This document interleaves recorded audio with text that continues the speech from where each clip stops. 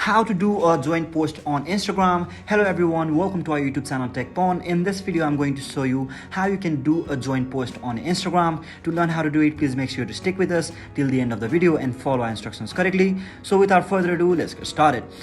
So the very first step is to open your Instagram application on your mobile device.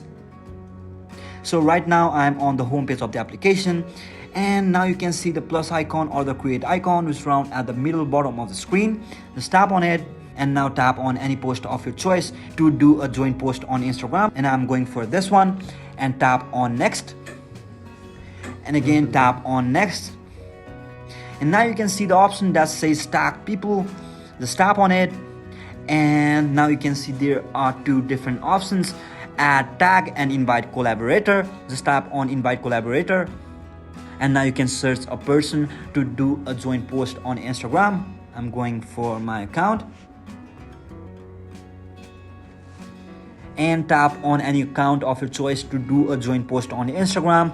I'm going for this one, and tap on done. And in this way you will be able to do a joint post on Instagram. So that's it for today. Thank you for watching our video. Don't forget to drop like and subscribe to our channel. We'll keep posting videos like this. See you in the next video.